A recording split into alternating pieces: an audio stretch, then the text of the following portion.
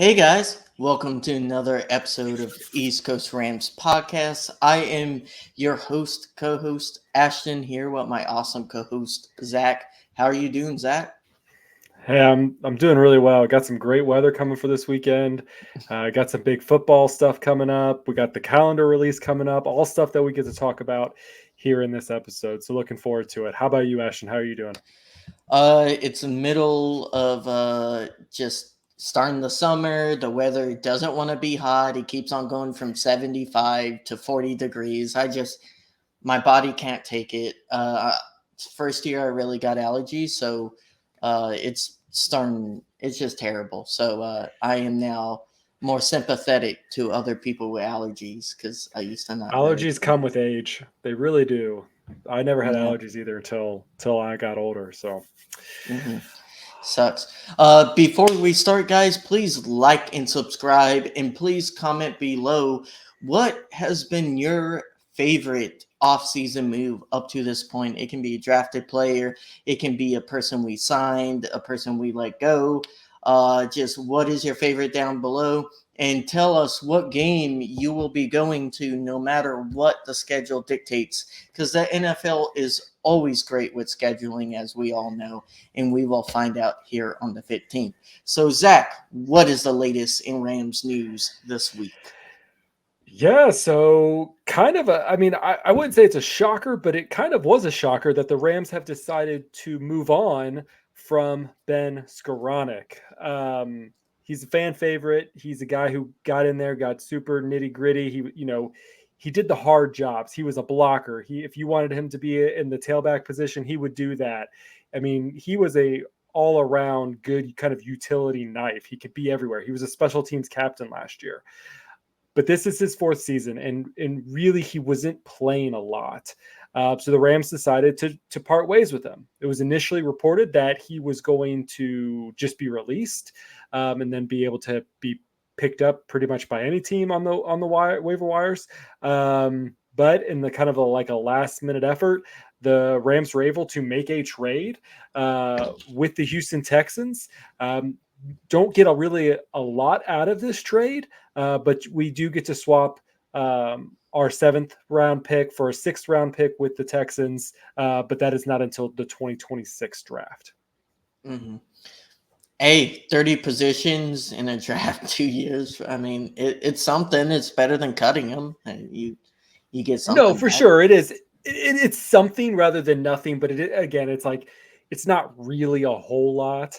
Um, Hopefully, in 2026. I mean, we're talking about 2026, where we don't know what the status is of having Matthew Stafford, having Cooper Kupp, things like that. And so, will that make a big difference as far as rebuilding a potential roster? Who Mm-hmm. knows? But I know there's a lot We of people out there who are there are a few people out there who are probably more upset about this than not. Shout out to you, Scoot. We know you love Benny Sko, and have you uh, checked in on him? Has I people made have. sure he's good? He's good. Uh, He's yeah, I mean, everyone has been reaching out to him because we all know how big of a fan he is. He's appreciative of all that was his the boy. kind words. It was his boy, and he got to actually meet him and get his autograph, his jersey autographed. I believe during the Detroit playoff game. So really excited that he was able to do that while Benny Sko was still a Ram. But he is moving on, and now Mm-hmm. we are going to have to fill um, in that wide receiver 4, wide receiver 5 spot, as well as now a special team spot, because he was the captain for the special teams. Mm-hmm. What are your thoughts Uh, about this move? so my thing about Skowronek is I always thought he had a good amount of potential, especially after his first year, because he was consistently open. Like he clearly knew the playbook. He was decent to good at blocking, and he was good at running routes. He always had problems with his hands, and you just never really saw him grow out of that. At least again, to being a good to great player to climb up that depth chart and really stay on the team, at least as a wide receiver. And so people can say he had a really good special teams resume, but our special teams has been historically bad, especially last year. But the 2 years before that, outside of the kicking and Matt and Gay, it just wasn't great either. Uh, Sure. and it was getting worse and worse every year. And I don't think that's all on him, but he was the special teams captain last year, and we didn't just I have mean, bad he was special this. teams. We had He was this historically bad. right, but for a wide receiver on his third, fourth year, I mean, he was being special teams captain because they didn't really have anybody else in that special teams area to be a captain. Obviously, they weren't going to choose the kicker because that didn't end well. Their punter was a rookie. There's things that they had, and so Skowronek was the best option to put him as that captain. And again, I think Skowronek he played really well. Like I said, he was really that player when you needed someone to block. He was going to be a blocker. He did all the same things that Cooper Kupp, that Puka Nacua, that all the players, all the wide receivers before him did it, and he did it pretty well. The part that he didn't do extremely well was getting the ball. There were several times, whether it was through the playoff run, the Super Bowl game, where he had to step up. He had to step up when players went down, and he did the blocking right, but when it came to the catching, it wasn't always there. And he had the opportunity. When Kupp went down, he had the opportunity to fill in the spots. He had that opportunity. He was just never going to be that 1-2-3 man. And I think this is the Rams doing good on him to finding him a home before he goes into free agency after this year.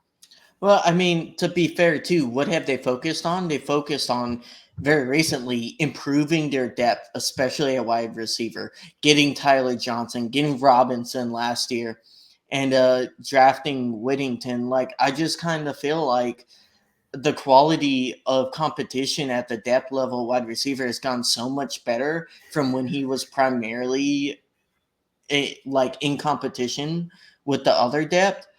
He just kept on dropping down their roster spot, and they couldn't justify giving him a roster spot, and they knew that he was probably going to end up losing out in camp. And why not trade him to other team that will at least give him a better opportunity in making the roster? And And I think that's yeah. the Rams doing good for him. I think that shows that he had the team's kind of respect to try to find a home for him without just releasing him, and they were able to make that happen. So good on Les Snead and his team to be able to make that trade work. Like you said, it does open up other doors. I would see that the Rams are going to look at other teams to see what other options they have at bringing in a wide receiver, because right now you're really looking at four wide receivers. You're looking at Cooper Kupp, Puka Nacua, Demarcus Robinson, and Tutu Atwell. Those are going to be your four. Then like you mentioned Tyler Johnson, who the Rams kind of let go and then brought back again. Him and Demarcus were kind of fighting for time last year, and obviously Robinson took that time, especially when Tutu went down.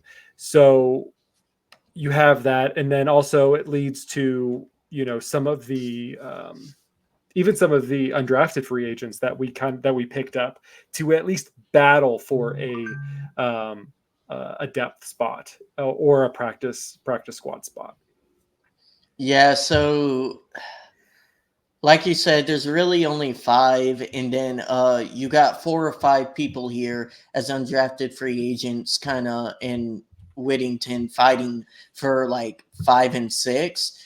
Jordan Whittington, Xavier Smith, JJ Lapp, Drake Stoops, and Sam Wiggles. So I can't really speak to Xavier, Sam, and JJ. I do like Drake Stoops. The some of the video I've seen of him, he kind of seems a little intriguing to me. But like you said, I would not be opposed if we start off like 3-0, 4-0 for like if there's a team borderline with a really good wide receiver, kind of like how Tampa Bay was like thinking about trading one of their 2 wide receivers, uh, or a similar situation to where the 49ers have like they're going to have to trade one of their wide receivers. Hey, the Rams could be in the market to trade a few picks and kind of go all in if they're really pushing, especially if Cup has more injuries. For sure. And I think that's the problem is like losing Ben Skowronek, you're losing someone who knows the playbook, someone who knows the schemes and knows how to shift the schemes. And, it was a lot of work for Puka Nacua to get on that level. And he was able to adapt pretty quickly. The problem is if something does happen to Cooper Kupp, if something happens to Puka Nacua, you're relying on Tutu Atwell and Demarcus Robinson, who are capable to fill those spots, but you're also trying to find someone else who's going to also take on their responsibilities as well. And we know you mentioned Tampa Bay Rams were looking at getting Mike Evans. There's now reports that they're looking at that they're inquiring to get Courtland Sutton from the Broncos. Broncos, So yeah.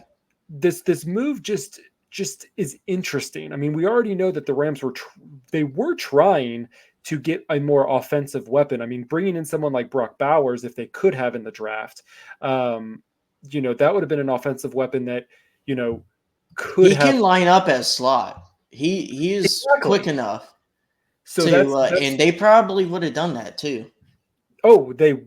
If Brock Bowers was available for the Rams, they would have taken him. And that's the spot that I think they're also trying to fill. And unfortunately, Ben Skowronek is the casualty of this, but he's going to a team. He's so I hope his career continues to grow. Would you be open for trading for Ayuk or Debo? That's not going to happen. I don't foresee Debo ever. The Lions traded to the Vikings 2 years ago. Yeah, but I think that's a little different, man. I mean, you're talking about their tight end situation, but I don't know. They have to trade Ayuk. They have to. Sure. I don't think Debo They have to would trade go to the one. Rams. I don't think Debo would go to the Rams. It doesn't. He doesn't have no trade clause. But I think they would. If the Rams are aggressive, I could see the 49ers. Like, I'm talking about if the Rams are 4-0 and, like, Kupp gets hurt, I could see the Rams asking a few teams and offering a few first-rounders.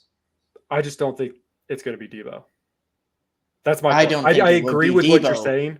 I agree with you, other than the fact I don't think it will happen. I'm just saying, like, there's a world where, like, they get aggressive, right?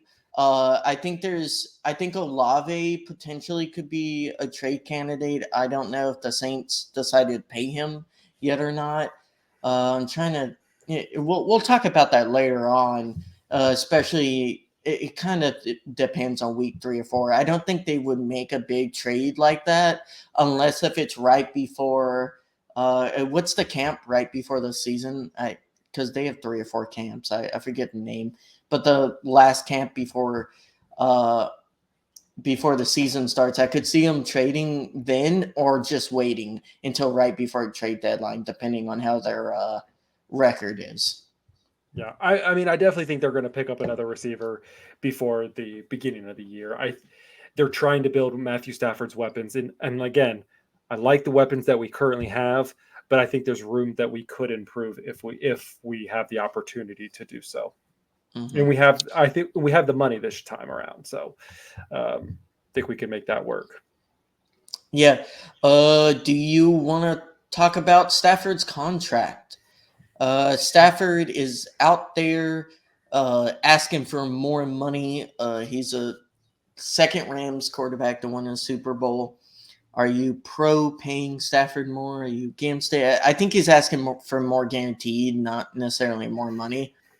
Yeah, he's asking for the guaranteed because right now 2020 his contract is through 2025, but he's only guaranteed money in the season 2024. So he's looking for his future, and I think the Rams, they're trying to play it cautious because again, they love Stafford. They want Stafford to be their quarterback for as long as Stafford feels comfortable playing the game. The question will become, is he going to be healthy enough for the money that they're going to like? Can they afford to give him all that guaranteed money for 2025? Again, it's that I would give him the money, but you always have that back in your mind, like what happens if something happens this season? Then you're out that money. Now you don't have the opportunity to get yourself back up. And I think other teams have done that. recently. You spend all this money on a person and they get injured, something happens, they, this, that, or the other, and then you now have this huge contract and they're sitting on your bench, aka Browns. But that's a little bit different, not because it's of injury. I almost feel like if a quarterback gets hurt, it doesn't matter. Like the chances of you significantly making a 2017 Eagles run is so that's only happened once or twice ever in NFL history. So I frankly don't think it really matters. I think he's earned the money and he's earned the trust. You just have to be prepared. Like you have to invest in backup quarterback with an older quarterback. That's just reality. I don't think there's any bad blood. Obviously, Stafford is participating in everything. He's on the field. He's throwing the ball. He's running the routes. So I think this is just he's asking for it. The Rams team and his team are talking behind the scenes on how to get this something accomplished that's in benefit for both parties, and that's the way it goes. I mean, It makes them more Stafford. tradable too. People have to think about it. If let's say he gets hurt and misses 3 or 4 games, and the Rams decide they're not going to extend him, and they could trade him with But the contract the structure do it you think is. everything that they've done over this past offseason would indicate they're wanting to trade him? I mean, they did a whole document, a micro mini documentary for him. Now, did it tell us really anything new? No, but they're doing a lot to kind of keep him. Todd Gurley was featured in stuff 10 months up to when he was cut. Sure. Cut and trade. I don't know. It's a business. I mean, do I necessarily think they should do that? No, but again, that's like worst case scenario. I really doubt it would get that bad where they only have 3 or 4 wins on the I mean, it. season.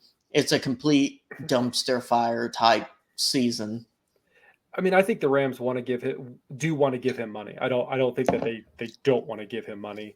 I think they want to see kind of how this season plays out before they do so. And so there may be some money that happens before the beginning of the season, but there are times where this doesn't even happen until midseason. So And teams would trade capital for him. You could get some real capital and set up your next franchise QB. The only problem is next year's kind of weak in draft. So I don't know. I think we're talking about hypotheticals that won't happen. I think the Rams they're still looking at their window of 2024, 2025 for their Super Bowl run. And with that, you need Stafford. So I don't foresee them trading him because they're trying to get that done in that window. And you have the best quarterback you possibly can. And you have a top 5 quarterback with you. Let's not get away with that unless top 10, but yeah. I'm giving him top 5. I would say 6.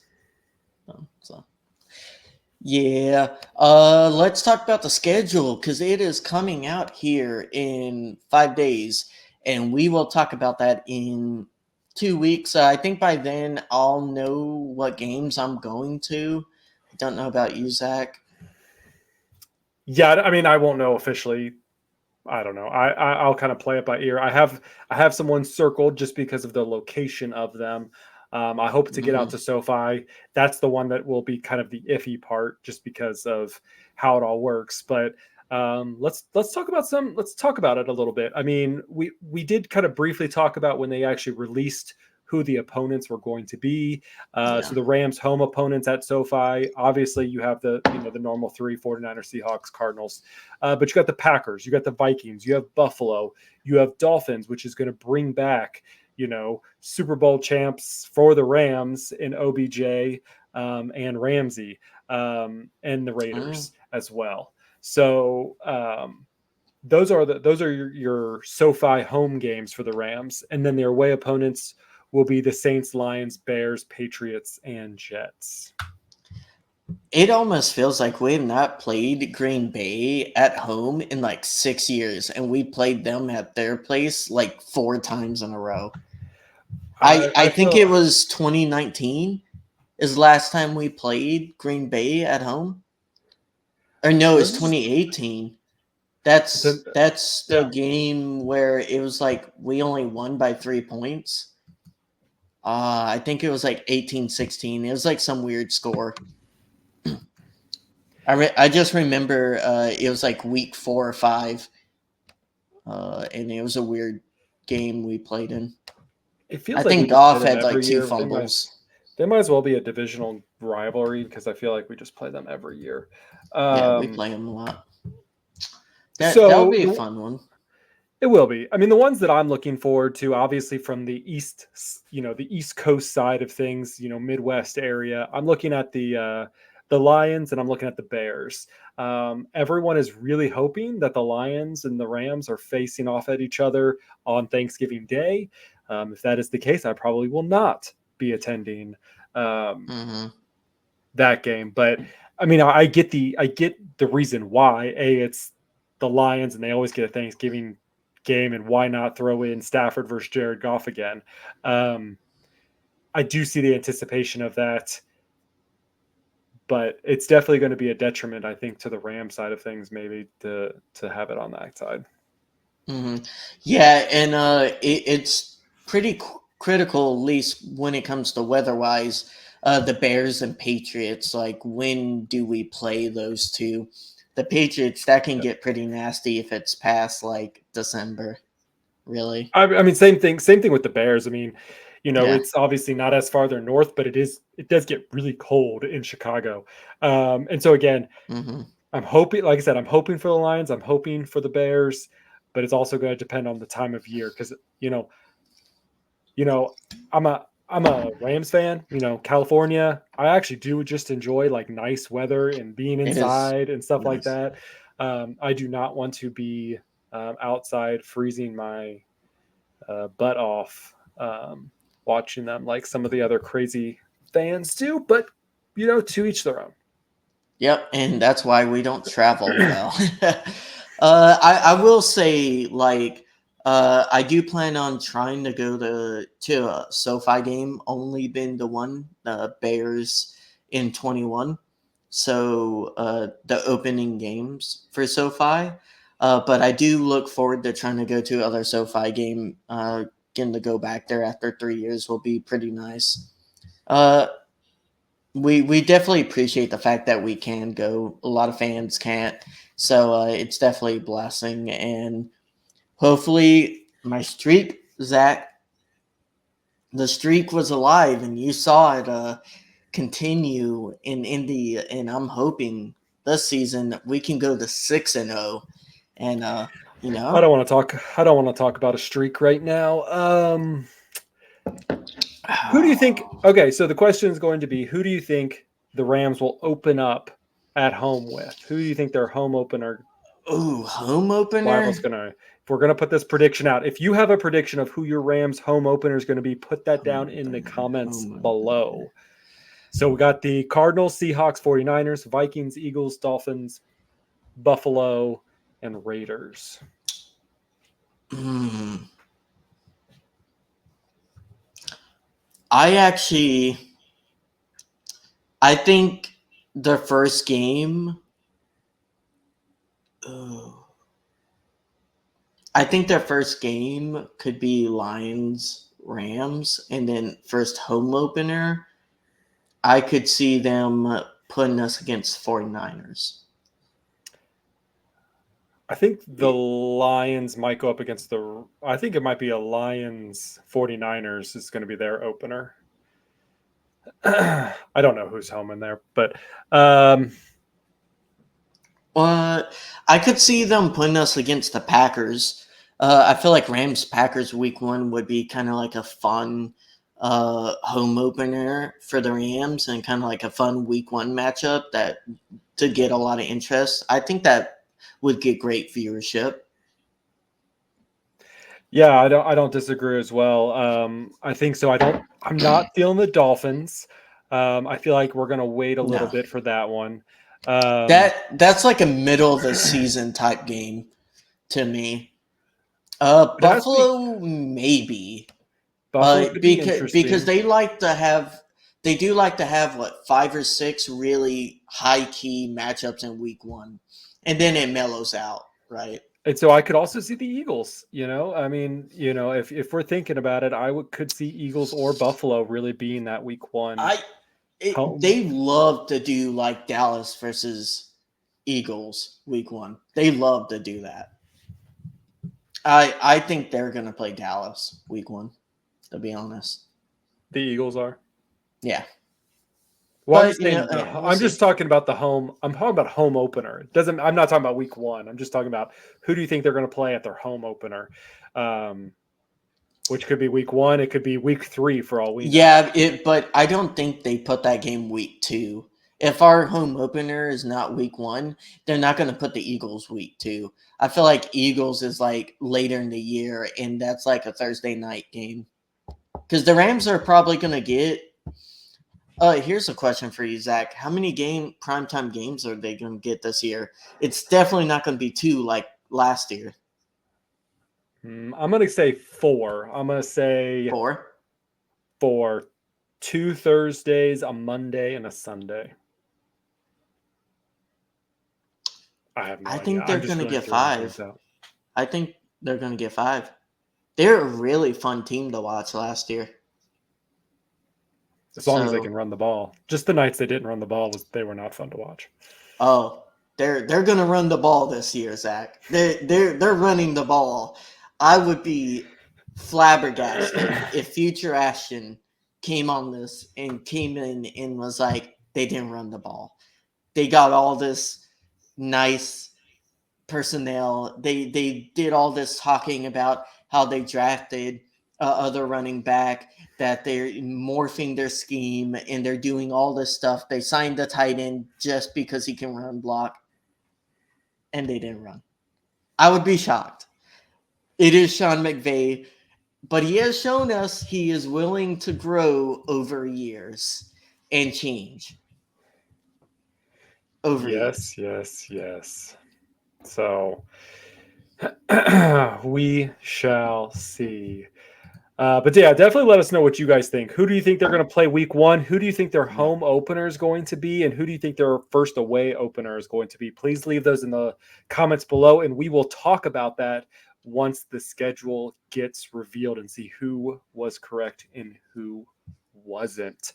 Really, there isn't a whole lot else that's been going on right now. Mm-hmm. Right now, the only other news is that one of the rookies has officially been signed by the Rams. It's Brandon Fisk, our pick number 2. He has a 4-year, $9 million contract, which includes 3.6 signing bonus. 7.6 is fully guaranteed. So, there's some projections out there. I don't really need to really go into those, but yeah, be very interesting to see how things go. I also know that Jared Verse. There's a lot of rumors that Jared Verse could be, a popular pick for defensive rookie of the year. So that's also kind of exciting news too. I mean, we'll kind of see how the defense. Part of that is how the defensive scheme comes together, and the schedule too plays a little bit into that. I'm wondering, from your point of view, Zach, like, do you agree with me that rookie contracts should be fully guaranteed?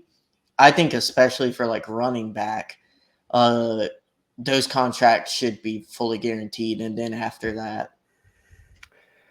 Well, I mean, I think it's guaranteed unless something happens. I mean, who was our Fisk? but who was our second round pick 2 years ago? Offensive lineman. Ava?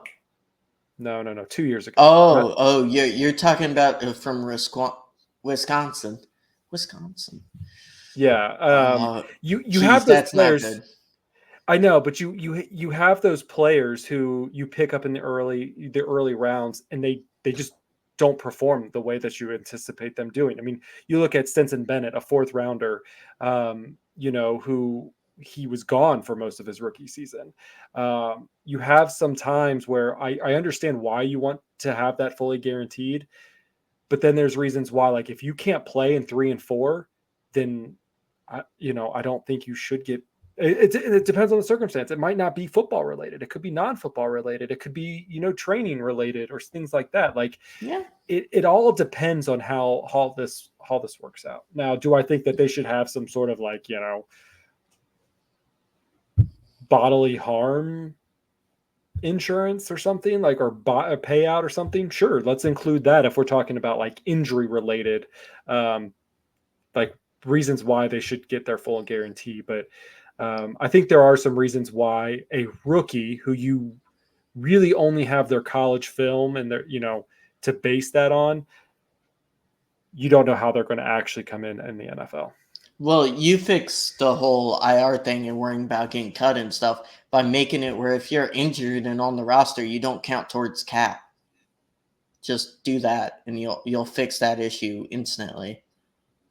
And it's up to the team if they want to keep on paying you or not. Well, the money has to come from somewhere, so I mean, they're not struggling for money, Zach, right now at least. This is true. So we'll see how it goes. But, I think contracts, obviously, after their rookie year, I know the running backs, it's really tough on the running backs. They're one of the lowest paid. Yeah, it's ridiculous.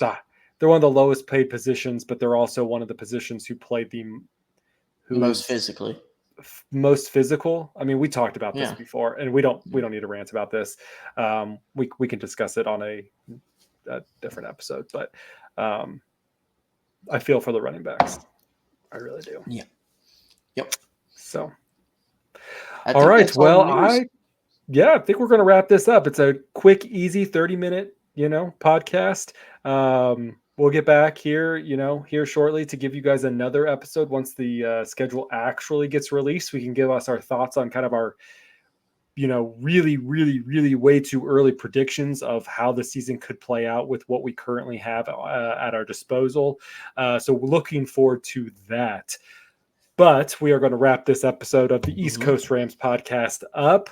You can follow me on X at Zach Mayer. You can follow Ashton at RampBandAshton1. You can follow us at our platform or at our East Coast Rams at East Coast Rams.